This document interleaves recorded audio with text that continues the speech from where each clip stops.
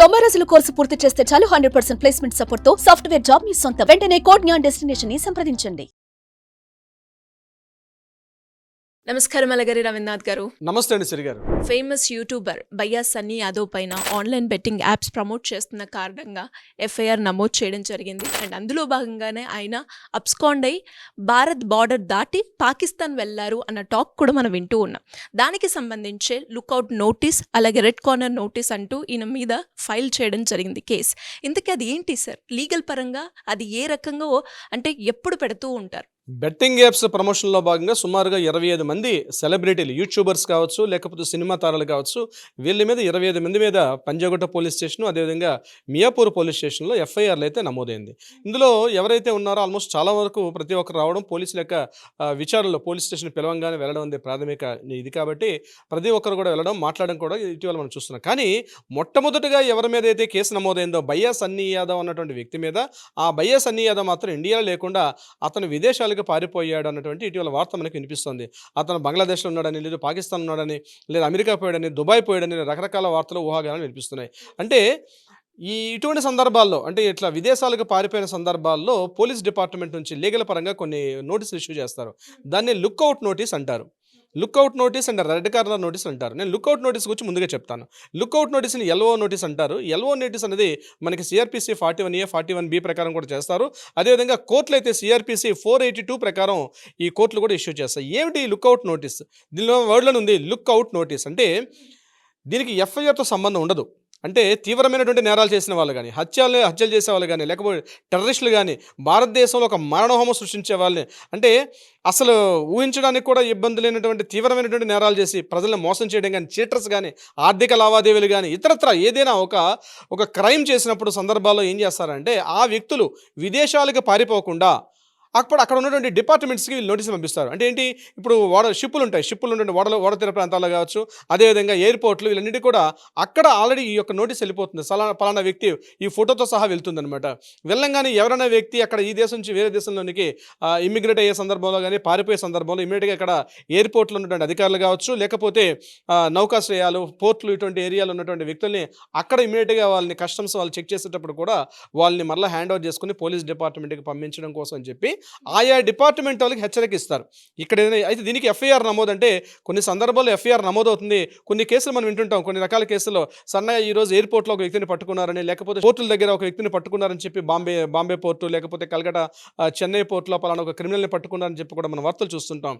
అంటే ఎఫ్ఐఆర్ నమోదు కాకుండానే ఇంటర్నల్గా వాళ్ళు ఏం చేస్తారంటే ఆ వ్యక్తి విదేశాలకు పారిపోతుంటే ఆయా బార్డర్స్లో ఉన్నటువంటి ఎయిర్పోర్ట్లు, పోర్ట్స్, ఇట్లాంటి ఎక్కడెక్కడైతే విదేశాలకు వెళ్ళే స్థలాల్లో మనకి ఎక్కడైతే ఉంటుందో అక్కడ ఇమీడియట్గా ఆయా కన్సల్ట్ డిపార్ట్మెంట్స్, ఆయా కన్సల్ట్ అథారిటీస్కి ఈ యొక్క ఫొటోస్, డీటెయిల్స్ వెళ్ళి ఈ వ్యక్తి వస్తే ఇమీడియట్గా సీజ్ చేయమని చెప్పేదని లుక్అవుట్ నోటీస్ అంటారు. This call lookout notice. ఇది పోలీసులు ఇష్యూ చేస్తారు, లేకపోతే న్యాయస్థానాలకు కూడా ఇమీడియట్గా కోర్టు నుంచి కూడా ఒక నోటీస్ ఇష్యూ చేస్తే ఇమీడియట్గా అన్ని డిపార్ట్మెంట్లకు వెళ్ళిపోయి కూడా లుక్అవుట్ నోటీస్ ప్రకారం ఆ వ్యక్తిని సీజ్ చేస్తారు. దీన్ని లుక్అవుట్ నోటీస్ అంటారు. రెడ్ కార్నర్ నోటీస్ అనేది ఇది కాస్త పవర్ఫుల్గా ఉంటుంది. రెడ్ కార్నర్ నోటీస్ అంటే ప్రపంచ దేశాల్లో ఉన్నటువంటి అన్ని దేశాల్లో కూడా ఒక పోలీస్ వ్యవస్థ ఉంది. ఏ దేశాల్లో జరిగిన అన్నిటికి కూడా దాన్ని ఇంటర్పోల్ వ్యవస్థ అని అంటారు. ఇంటర్పోల్ ఇంటెలిజెన్స్ డిపార్ట్మెంట్ వాళ్ళు పనిచేస్తుంటారు. అంటే అంతర్జాతీయ నేరస్తులు ఈ దేశం నుంచి పారిపోయి ఇంకో దేశానికి, ఇంకో దేశంలో పారిపోయి ఇంకో దేశాన్ని ఇంతనే పనిచేయడం కోసం చెప్పి కొన్ని దేశాల సమూహంతో ఇంటర్పోల్ అనేటువంటి ఒక వ్యవస్థ పనిచేస్తుంటుంది. ఇంటర్పోల్ వాళ్ళు ఏం చేస్తారంటే ఈ నోటీస్ ఇష్యూ చేస్తారు. ఇంటర్పోల్ వాళ్ళు ఇష్యూ చేసే నోటీస్ని రెడ్ కార్నర్ నోటీస్ అంటారు. అంటే పలానా పాకిస్తాన్లో ఉన్నా, లేకపోతే ఇక్కడ అమెరికాలో ఉన్నా, దుబాయ్లో ఉన్నా, కువైట్లో ఉన్నా, ఏ దేశాల్లో ఉన్నప్పుడు కూడా ఇమీడియట్గా ఈ యొక్క కన్సల్ట్ న్యూస్ ఆ ఇంటర్పోల్కి వెళ్తుంది. ఇంటర్పోల్ ఏజెన్సీ డిపార్ట్మెంట్ వాళ్ళు ఏం చేస్తారంటే ఎక్కడున్నా పట్టుకొని మళ్ళీ ఆయా దేశాలకు పంపించే వ్యవస్థ ఒకటి ఉంది. దాన్ని ఇంటర్పోల్ వ్యవస్థ అంటారు. దాన్ని రిలీజ్ చేసేదాన్ని రెడ్ కార్నర్ నోటీస్ అంటారు. ఇప్పుడు ఈ రెడ్ కార్నర్ నోటీస్ ఇష్యూ చేసేందుకు సుప్రీంకోర్టు రిలీజ్ చేయొచ్చు, హైకోర్టు కూడా రిలీజ్ చేయొచ్చు. క్రిమినల్ ఎక్స్ట్రాడిక్షన్ యాక్ట్ అంటారు దాన్ని, 1962 ప్రకారం ఉంటుంది. ఆ యాక్ట్ ప్రకారం కూడా ఇంటర్పోల్ వాళ్ళు రిలీజ్ చేస్తారు ఈ యొక్క నోటీసులు, రెడ్ కార్నర్ నోటీసులు. అంటే ఇంటర్పోల్ పరంగా కూడా మనకి ఎంతో హెల్ప్ ఉంటుంది. తీవ్రమైనటువంటి ఆర్థిక నేరాలు, ఇప్పుడు విజయమాల్యా ఉంది, విజయమాల్యా లేకపోతే లలిత్ మోడీ, వీళ్ళందరూ కూడా ఇంటర్పోల్ వ్యవస్థను డీల్ చేస్తూ ఉంటారు. రెడ్ కార్నర్ నోటీస్ ఇష్యూ చేశారు. లలిత్ మోడీ మీద కూడా ఇంటర్పోల్ వ్యవస్థ ప్రకారం రెడ్ కార్నర్ నోటీస్ ఇష్యూ చేశారు. అదేవిధంగా విజయ్ మాల్యా మీద కూడా అటువంటి నోటీసులు ఉండేది.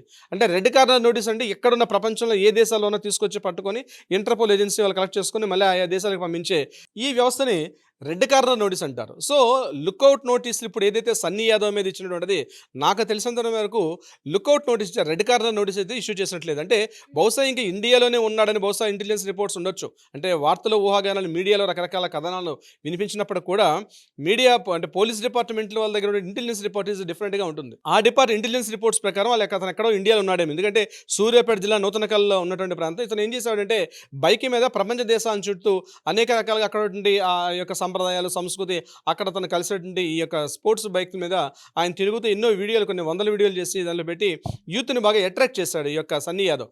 అందులో భాగంగా ఆయన ఏం చేశాడంటే బెట్టింగ్ యాప్స్ని కూడా ప్రమోట్ చేస్తూ ఈ యాప్స్లో ఇన్వెస్ట్ చేయండి, ఈ రకంగా మీకు బెనిఫిట్స్ వస్తాయని కూడా దాని మీద చేయడం జరిగింది. ఈ గడిచిన కొద్ది వారం 10 రోజుల నుంచి మన తెలంగాణ రాష్ట్రంలో ముఖ్యంగా సజ్జనార్ గారు తీసుకున్న కృషి ఫలితంగా ఈ బెట్టింగ్ యాప్స్ ప్రమోటర్స్ ఎక్కడెక్కడో మూలలను దాక్కున్నటువంటి చాలామంది ప్రముఖులు, మేము చాలా సెలబ్రిటీలు, పెద్దవాళ్ళు అనుకున్న వాళ్ళు కూడా బయటికి రావడం, వాళ్ళ మీద కేసులు నమోదైన తర్వాత ఇమీడియట్గా వాళ్ళు పోలీస్ స్టేషన్ రావడం, వాళ్ళు దానికి సంబంధించి వాళ్ళకు సంజాయించుకోవడం కూడా జరుగుతుంది. దాని మీద ఆల్రెడీ కేసు రన్నింగ్ అవుతుంది. అయితే ఈ బయ్యా సన్నీ యాదవ్ విషయానికి వస్తే మాత్రం చాలా డిఫరెంట్.